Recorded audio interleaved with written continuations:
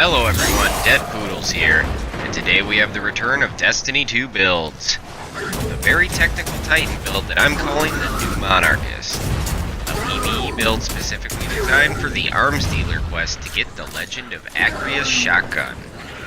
New builds drop every Saturday, so be sure to subscribe if you haven't already. With all that out of the way, let's get right into the gear setup.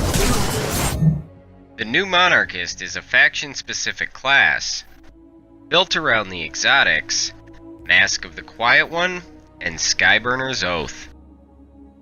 This setup came from the fact that I've never really used the Skyburner before, and wanted to find a practical way of putting it to work.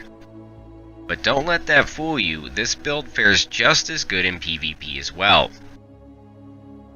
Looking at the armor, we have Mask of the Quiet One, with the perk Dreaded Visage, which grants energy to all of your normal abilities whenever you take damage, and Void ability kills grant a health regeneration as well, with a mod attached to recharge grenades faster.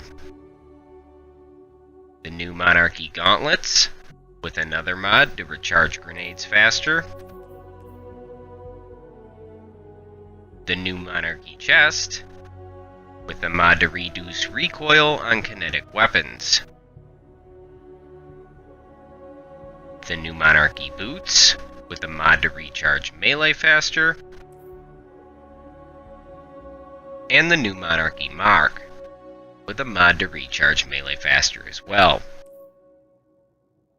With this setup, you will have access to your abilities at almost any time.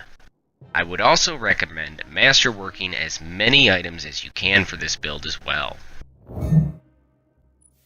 Bringing this all together is the Sentinel subclass, with a Rally Barricade for speedy reloads and extended firefights, a Void Wall Grenade to dish out area of effect damage, the Catapult Lift, and Code of the Aggressor, granting you a Shield Bash melee, which while sprinting will do a charge attack that disorients enemies.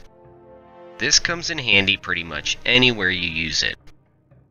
Superior Arsenal, which causes grenade kills to recharge your grenade energy.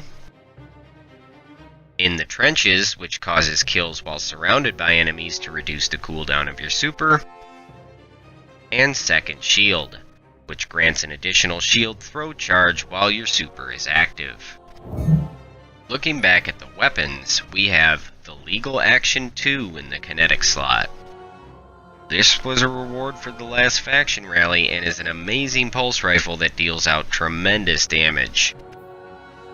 With the perks Rampage, which causes kills with this weapon to increase its damage output and stacks up to 3 times.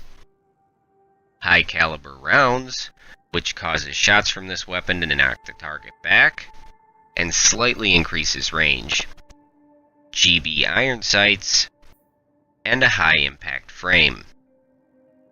This weapon is best used from a conservative distance. Next up, we have the Skyburner's Oath, with the perks Short Action Stock, increasing handling, for the Empire, causing this scout rifle to fire full auto and do extra damage to Cabal, and also penetrate phalanx shields. Extended Mag, increasing the magazine size and causing a slower reload. Extended Barrel, increasing range and decreasing handling speed. And Slug Rifle. This weapon fires solar slugs that get stronger when aiming down sights. And last up, we have It Stared Back, the Raid Sword, which is perfect for going up against any high-tiered enemy in PvE. With Relentless Strikes, landing 3 light attacks within a short time grants sword ammo.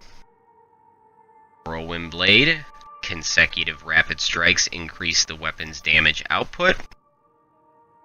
Jagged Edge for even more damage, and an adaptive frame. If you don't have the Raid Sword, Honor's Edge, the New Monarchy Sword, should work just as well.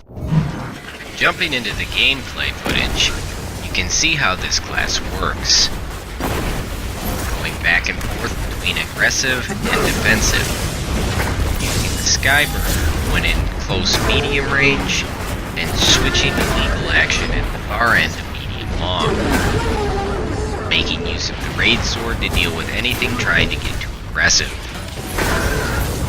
Using a void wall grenade on tightly packed groups and finishing them off with lethal action can be a great way to stack rampages quickly.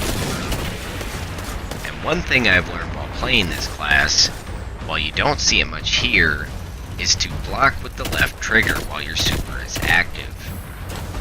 This can be very helpful for not only you but your whole fire team when trying to advance on large groups of enemies. It's good to go. Be sure to make good use of the shield throw as well with the right bumper. The shield will bounce between several enemies and can be much more effective at taking out groups of small enemies than trying to bash them one by one. That's gonna do it for this one. If you enjoyed this video, please be sure to drop a like. Always much appreciated. New Destiny 2 builds drop every Saturday, so be sure to subscribe to stay up to date. Follow me on Twitter at DPS United for more news and game-related content.